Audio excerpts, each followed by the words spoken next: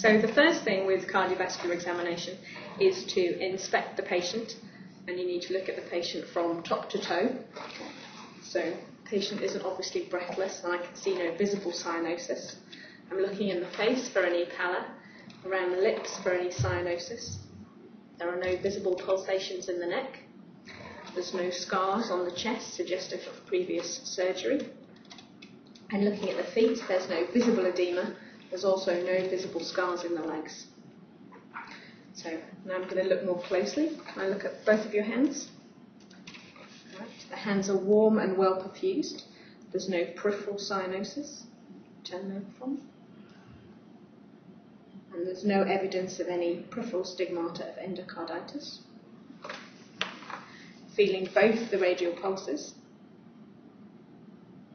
I'm assessing for any radial delay, which doesn't exist. Press that hand down. Right. And also feeling for radiofemoral delay,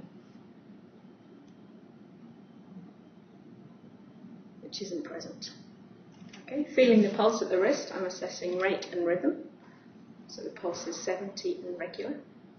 And in terms of character at the wrist, I need to check for any collapse. Is it all right to lift your arm in the air?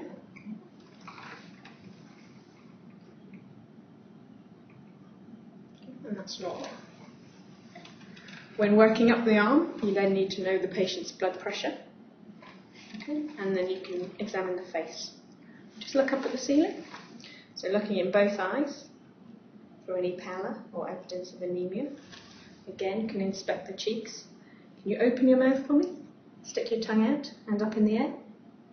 And there's no evidence of central cyanosis. You can relax. So then examining the neck, I'm going to feel for the carotid pulse. Confirming the rate and rhythm felt at the wrist. And feeling for a slow rising character, which doesn't exist. I'm now going to look for the jugular venous pressure. If you just turn your head just slightly to that side and relax. So looking for a double wave pulsation and measuring its height above the angle of Louis. And the JVP is normal. So you can then move on to the precordium, and you can inspect, again confirming there aren't any scars, and look for any visible movement. So I'm now going to palpate for the apex beat, and I'm going to start inferior and laterally to its normal position so that I don't miss any pathology.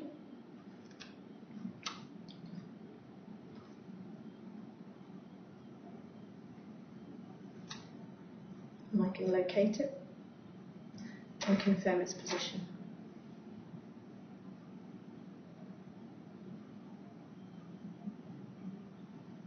Now feel for any heaves or thrills.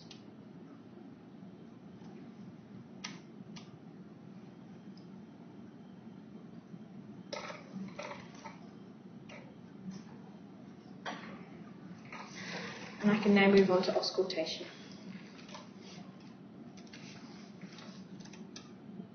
So I'm going to listen first at the apex with the bell.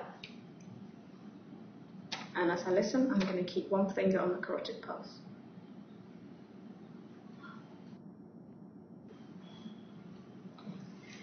Can you turn onto your left side for me? Right, so I'm now listening for mitral stenosis. So I'm bringing the heart closer to the chest wall.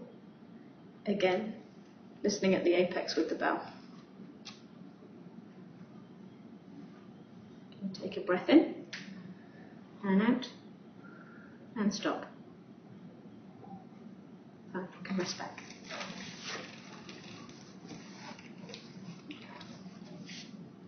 So I then move back to the mitral area at the apex and listen with the diaphragm, listening for any murmurs and checking for radiation in the axilla.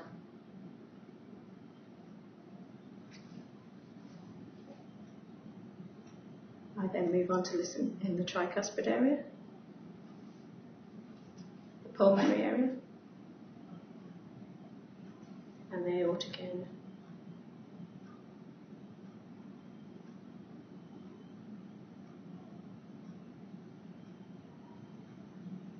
I can listen for any radiation from the aortic area to the carotids. You take a breath in for me, and out, and stop, and relax, and again, breath in, breath out, and stop. Fine. Can you sit forward for me? So I'm now going to listen for aortic regurgitation, which is a diastolic murmur which radiates to the left sternal edge. You take a breath in, and out, and stop. Fine. And while the patient's sitting forward, I'm going to examine the lung bases. Can you take a breath in, and out, and again, and out. And also examine for sacral edema. Rest back.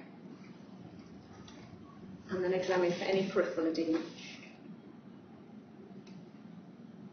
Fine. Thank you very much.